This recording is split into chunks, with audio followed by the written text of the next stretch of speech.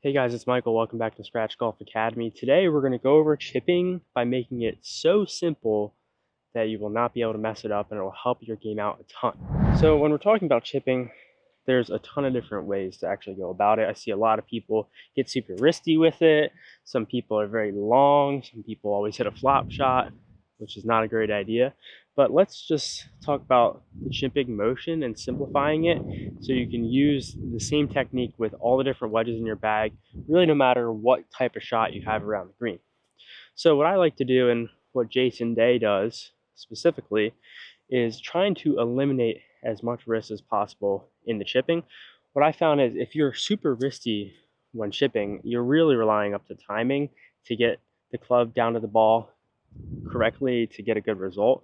A lot of the time I see people getting wristy and just blade it across the green like that, not using a lot of the body. But we're going to kind of go opposite of that logic and eliminate most of the risks, really trying to engage most of the body in the chipping motion, because in reality it is a smaller version of your big swing. And your big swing, you're not just standing here with your wrists, right? You're engaging your whole body in the swing. So we're just shrinking that down for around the green purposes. Now, in terms of setup, let's talk about that first. For around the green here with a pretty simple chip, narrow the stance a little bit, maybe slightly narrower than shoulder width apart, about 60% of your weight on the front leg. And it's super important that in the chip, you keep that weight on the front leg. I don't want you to take it back and then try to lean back to lift that ball up in the air. Keep that weight 60% on your front leg and leave it there as you come through, even maybe transitioning a little bit more after you make contact. So you should feel a lot of the weight on the front leg. Now let's talk about the actual motion with their hands and the club. Again, a lot of people get super wristy here, especially when trying to hit a flop shot to get that ball up in the air. Let's put that logic to the side and just think about this. Think about it as a smaller version of your big swing, like I said. Jab the end of the club into your stomach like this and hold down on the shaft. I want you to make a chipping motion, small motion here, while keeping the pressure on your chest and coming through. If you use wrist, this is going to come off your chest, right? Keep it on your chest. Notice as you come back, the chest goes back with the club, so does the hip. And as you come through, chest stays down over the ball, hip comes down and through. That is essentially what we're going for with the chipping motion. So we're eliminating a lot of the wrists here, feeling a lot of the body coming back and through with the swing. Again, keep that weight forward and make some practice swings coming back and through. I don't want you to whip this club super far to the inside. Feel like it's going fairly straight back from your point of view on the ball. So we're back through. Notice how the arms are staying straight, chest is coming down and through, and there is rotation when you're making a chipping motion. So let's hit a shot like that first.